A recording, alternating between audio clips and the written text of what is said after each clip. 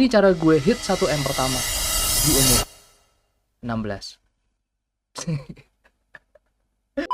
Dan kalian-kalian masih banyak yang kena clickbait seperti ini. Dan apakah bisa dapat 1M di umur 16 tahun? Make sense? Atau enggak? Dan kenapa ini rame di thread ya, bahas tentang mbak-mbak atau klub-kleban satu ini. Nah, mari kita bahas. Let's go.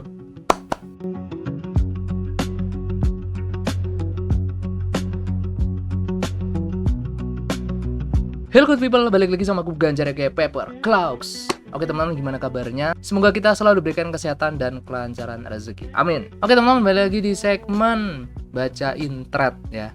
Nah ini sempat FYP di homeku ya, thread tentang klub-kleban ini ya. Dan sepertinya menarik kalau misalnya aku angkat di YouTube. Dan sebenarnya ini bukan kali pertama aku dapat FYP dari konten-konten perkumpulan-perkumpulan ini ya. Aku sempat lihat juga sekilas di TikTok, tapi nggak tahu itu akun aslinya atau dari clipper-clippernya. Ya intinya persis gitu ya, dengan clickbaitnya hit 1M pertama di umur 16. Wanjir.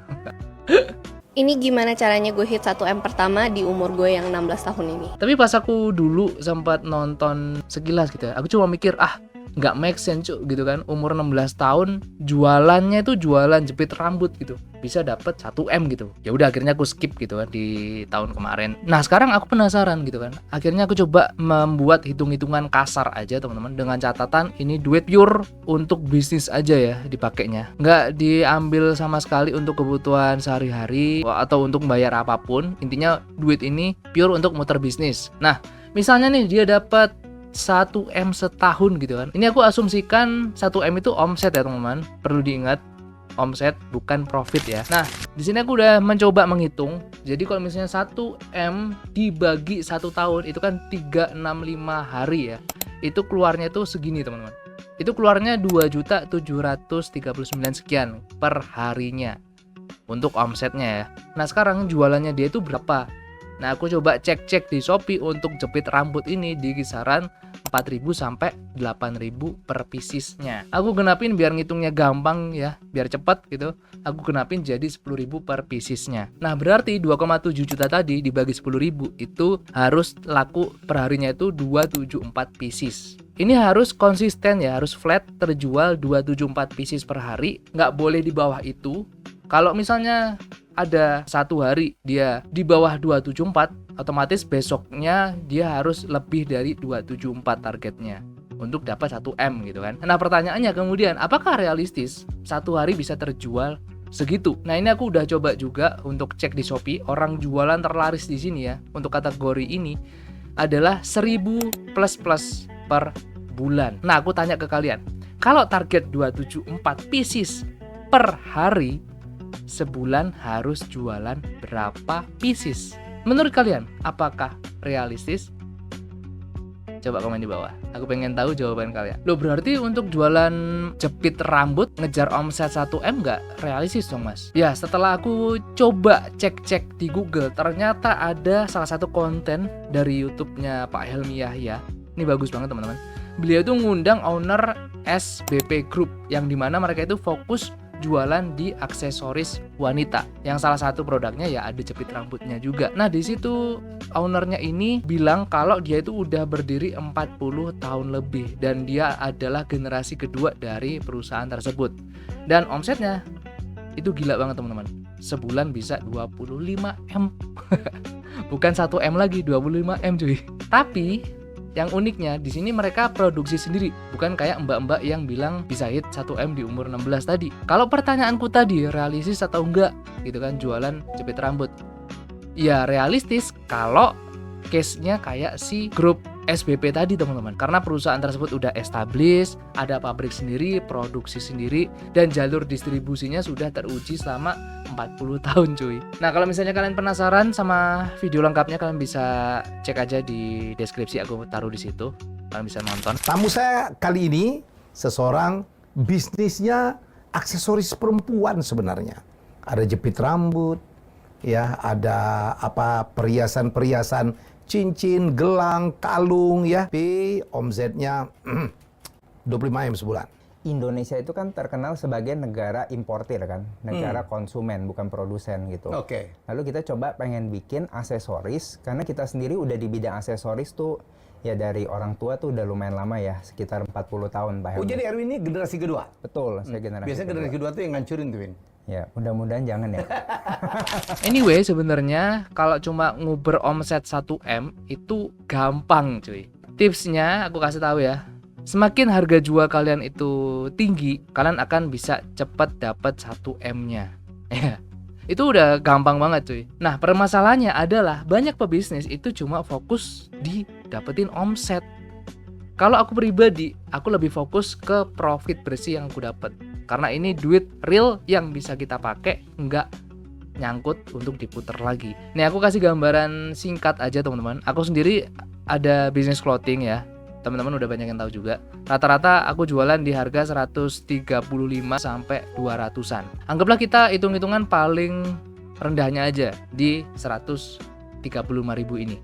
Untuk hit 1M itu aku butuh 7.408 pieces teman-teman. Kasarannya gini, kalau misalnya aku bisa laku 30 pieces per hari, aku cuma butuh 247 hari atau 8 bulan cuy. Kalau misalnya aku kurangin lagi ya, misalnya nih aku per hari cuma laku 10 pieces, aku butuh 741 hari atau kurang lebih 2 tahun untuk ngehit 1M. Itu kalau misalnya kita ngomongin cuma omset aja ya. Itu exclude kayak gaji karyawan, operasional, dan lain-lain. Itu beda lagi urusannya. Untuk ngehit 1M aja hitungannya seperti itu. Nah, gampangnya kalau misalnya kalian pengen ngecek seperti apa, ya itu tadi. Kalian harga jualannya berapa, yaitu dibagi 1M tadi. Ketemu nanti hasilnya. Nah, dari konten-konten Mbak ini ternyata sering FYP kan. Terutama di TikTok. Yang dimana orang-orang di sana itu nggak tahu kenapa gampang banget kena hook-hook yang seperti itu. Nah, setelah rame, mereka akhirnya kan buka kelas. Dan kayak di thread ini ya, di thread ini banyak yang kecewa, member-member yang udah join, yang udah bayar juga sampai bahkan jutaan, 1,2 atau 1,4 katanya.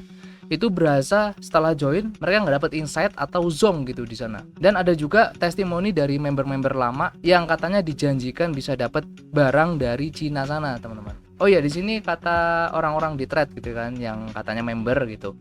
Mereka akan diajari cara import dari China, first hand, supplier tangan pertama, bisa request barang juga yang member mau, sampai juga diajarin bisnis-bisnisan gitu. Tapi setelah bayar dan join, ternyata tidak sesuai sama yang dijanjikan di klub ini, teman-teman. Itu aku rangkum dari komen-komenan orang yang ada di thread tersebut ya. Dan sekarang katanya grup ini mau diganti jadi agensi, yang dimana program-program yang selama ini dijanjikan itu mau ditutup dengan berbagai alasan gitu. Tapi aku nggak tahu ini nanti akan ada kompensasi atau seperti apa, karena threadnya ini masih menggantung, teman-teman. Bahkan ada yang bilang dia tuh member baru di situ tapi belum dapat apa-apa pas join, grupnya malah mau buyar gitu kan. Malah mau diganti agensi. Nah, kalian yang nonton ini ada juga nggak yang udah join di member klub-kluban tersebut? Kalau misalnya udah ada atau udah pernah join di situ, kalian bisa coba komen di bawah biar aku tahu gitu lah. Biar aku tahu gitu untuk dalamnya seperti apa. Jadi yang menyebabkan rame itu sebenarnya ya tiba-tiba grupnya itu langsung ganti haluan gitu jadi agensi, Pak. Andaikan grupnya masih konsisten membantu member-member di situ, kasarannya kayak menyediakan jasa ambil barang pertama dari China dan itu di provide yang benar sama mereka, itu menurutku nggak ada masalah dan itu malah bagus banget, teman-teman. Tapi yang terjadi ya seperti ini, akhirnya rame. Nah, gini teman-teman. Sebenarnya aku juga heran gitu sama orang-orang kenapa belum belajar dari kasus-kasus yang udah ada dulu gitu. Case-nya sebenarnya mirip-mirip lah. Mulai dari DS, IK, TR kemarin, seindah itukah lip service mereka di telinga kalian yang udah join gitu loh, sampai kalian bisa-bisanya masuk atau ketipu dengan pola yang hampir sama. Atau aku yang terlalu skeptis gitu dengan omongan orang ya. Jujur kalau aku pribadi, kalau ada orang yang ngaku-ngaku ini itu, apalagi nggak kenal sama orangnya, tiba-tiba langsung booming, itu pasti bakalan minimal ada pikiran skeptis di aku gitu, di aku pribadi ya. Aku pasti bakalan minimal screening dulu backgroundnya seperti apa, atau minimal aku cari tahu dia itu ngapain aja ke belakangnya. Apalagi ini kan public figure gitu, otomatis harusnya lebih gampang di track. Minimal skeptis dulu, kritis dulu gitu kan. Apalagi ngomongin duit, nggak apa ya, nggak semuanya tuh harus kita iyain. Tiba-tiba out of nowhere gue bisa hit 1M di umur 16, apalagi apa gara-gara ini ya channelku nggak naik-naik cuy, kurang ngasih angka-angka yang fantastis gitu loh di konten-kontenku biar bisa nge-clickbait orang-orang gitu loh. Intinya sekali lagi aku nggak capek-capek ngingetin ke kalian ya yang nonton di channel ini, cross check dulu omongan orang, jangan gampang iya aja sama orang gitu loh. Anjir, ini ada komen yang lucu lagi nih, aku screenshot di sini. Nah, gimana menurut kalian sama klub-kluban ini ya? Dari kalian udah ada yang join atau kalian mungkin nemu klub-kluban lain juga yang modelan-modelan seperti ini? Kalian bisa coba komen di bawah. Oke, mungkin sekian dulu untuk video kali ini. Semoga ada insight yang bisa kalian ambil. Thank you guys for watching. Jangan lupa untuk like, share, comment, dan subscribe. See you on next video. Bye-bye.